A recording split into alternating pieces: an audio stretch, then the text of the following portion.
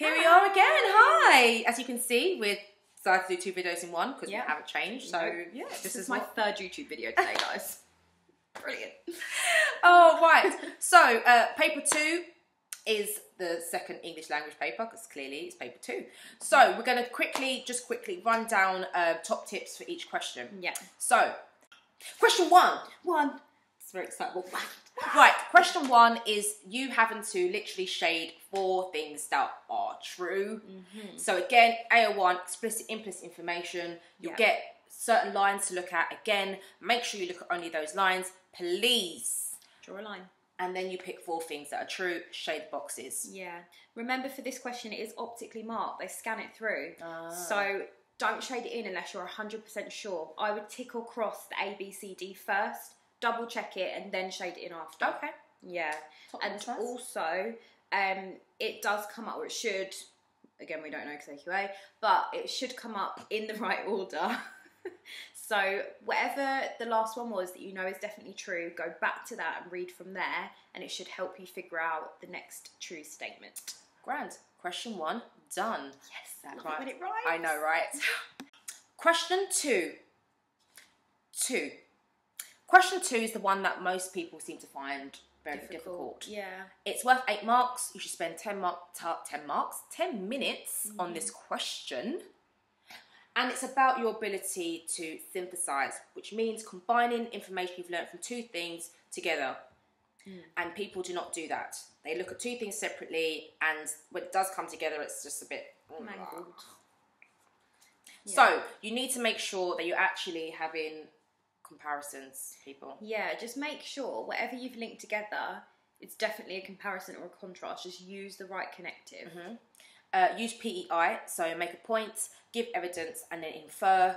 Give a discourse marker to show either a similarity or a difference, and then another PEI about the second source.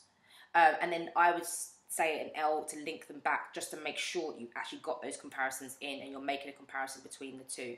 I don't give more attention to one source than the other, which I find that some people do sometimes. Make sure you write a solid PEI for the first one and for the second one, and then making sure you're actually comparing them, please. Yeah. Okay? Question 2. Question 2 done. Didn't rhyme, but yeah, it is what it is. Question 3 is the language question. This question is same as the one from paper 1, just clearly a different order of questions. Of course.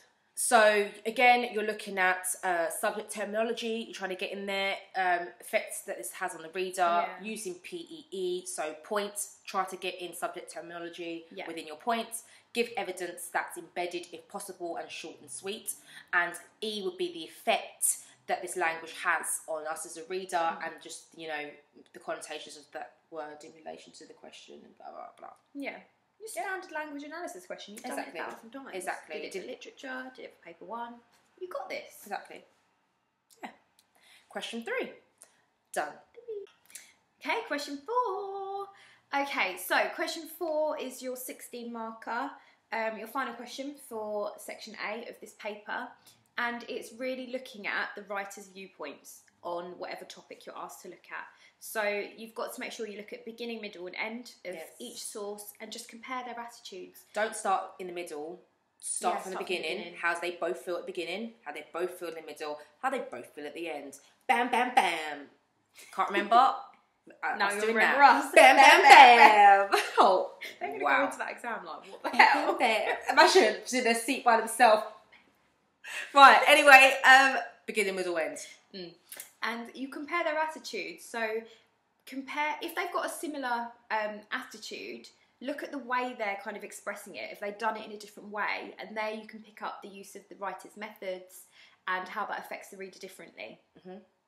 Yeah, you still have to look at methods, just like in paper 1. So, you know, the language and structural methods they've used to show us their opinions, and are these similar or different. Again, just make sure you're 100% clear on whether it's a similarity or a difference.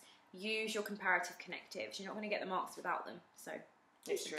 Yeah, and also about the effect it has on us as well as readers. And stuff. The effect on the reader. Yes. Question 4.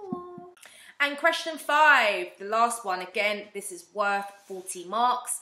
24 marks for your content and your organisation. So I have said in the previous video, make sure you're using things like paragraphs for structure. If you do not use one paragraph, you just know. Yeah. So you use paragraphs for change of topic, person, place, or time. Okay, so those are different ways to use paragraphs, please. So make sure that for this one you're giving a statement, but you have to either write a letter or a blog or an article or something like that in regards to showing your point of view about that statement that you have that they've given you. So you need to make sure you know your purpose, audience, and your form in order for you to adapt your style accordingly. So if you're writing for teenagers, you are using a style that is suited for teenagers. If you're writing for adults or someone of the older generation, you're using language to suit that. If you're writing a newspaper article, you're using language to suit that. You have to make sure that you know what your purpose is. Is it to inform, explain, describe? You know who your audience are, and you know what form you're writing, whether it's a letter or article and things like that. Yeah, and again, it's the same as paper 1 in terms of your spelling, punctuation, and grammar. So you 16 marks for that. Just make sure that you're varying your punctuation as much as possible. Make sure that I'm trying to think of other things. Using sentence structure for effect. Yeah. Getting in your simple, complex compounds. You're varying how you start your sentences. Yeah. So that's pretty much. Again, I would say I'll be putting up resources for both writing and for paper 2, and there's also videos on paper 2 already for question 2, and also how to approach the paper generally. Yeah. So you'll find that all on my channel and on my other social medias. Thank you again, Charlie, for joining us. Thanks for having me. That was a more quick one, yeah. But yes. Have a great day, people. I hope revising goes well for you.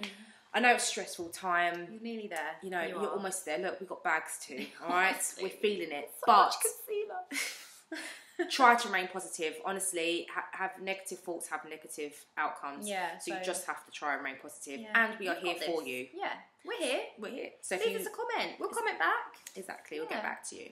So, bye, people. Bye. See you later. Good luck. Bye.